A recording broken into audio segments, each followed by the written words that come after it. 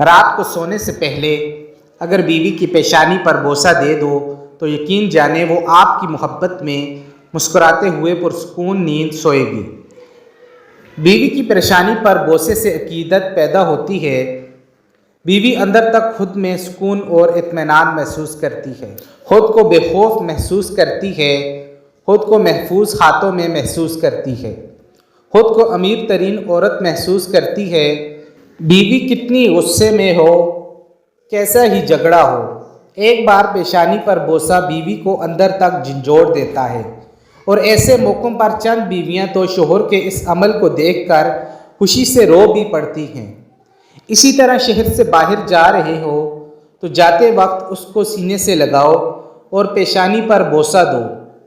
اس عمل سے آپ جتنا وقت بیوی سے دور رہو گے، بیوی گھر میں سکون سے رہے گی، مسکراتی پھرے گی، لہلہاتی پھرے گی۔ اسی طرح خود پر لازم کر لو کہ کھانا بیوی کے ساتھ کھانا یا کم از کم دن میں ایک وقت کا کھانا بیوی کے ساتھ کھانا ہے۔ اگر یہ عمل شروع کریں گے تو یقین جانے ایک وقت ایسا آئے گا کہ اگر آپ کہیں مصروف ہیں تو آپ کی بیوی بھوکی سو جائے گی، لیکن آپ کے بغیر ایک نوالا پیٹ میں نہیں ڈالے گی۔ اور یہ میاں بیوی کے درمیان محبت کی ایک خوبصورت دلیل ہے۔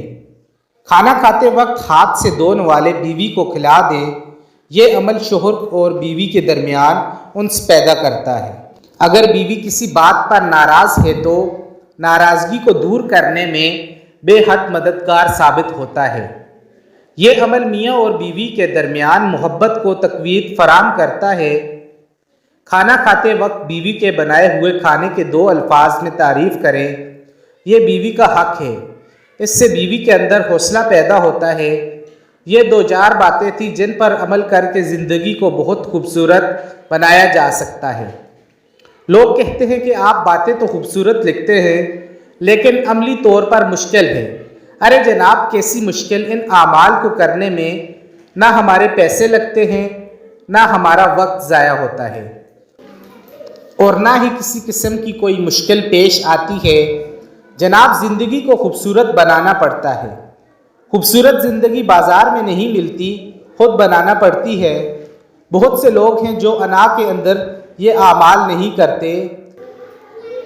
ایک جگہ پڑھ رہا تھا، رسول کریم صلی اللہ علیہ وآلہ وسلم پانی پینے کے لیے پیالے پر وہاں ہونٹ لگاتے تھے جہاں سے ان کی زوجہ نے ہونٹ لگا کر پانی پیا ہو۔ جناب، اس دنیا کی تمام تر عزتوں کو اکٹھا کر لیا جائے تو رسول کریم صلی اللہ علیہ وآلہ وسلم کی نعلین مبارک میں لگی خاک مبارک کے ایک ذرے کی برابری نہیں کر سکتی۔ تو ذرا دیکھیں دونوں جہانوں کے سردار کا اپنی بیوی کے ساتھ کیسا معاملہ تھا۔ ہم پڑھیں گے تو ہمیں معلوم ہوگا تاکہ آپ کی ازواجی زندگی ایک خوبصورت ازواجی زندگی بن جائے، ورنہ دنیا میں کروڑوں لوگ زندگی گزار رہے ہیں، آپ بھی گزار لیں گے، کیا فرق پڑتا ہے؟ میں اکثر کہتا ہوں زندگی کو گزارنا نہیں ہے، زندگی کو جینا ہے، اور یہ کام اپنی انا کو چھوڑے بغیر ممکن نہیں۔ ہمیں اشرف المخلوقات بنایا گیا ہے، ورنہ جسمانی خواہش جانور بھی پوری کر لیتا ہے۔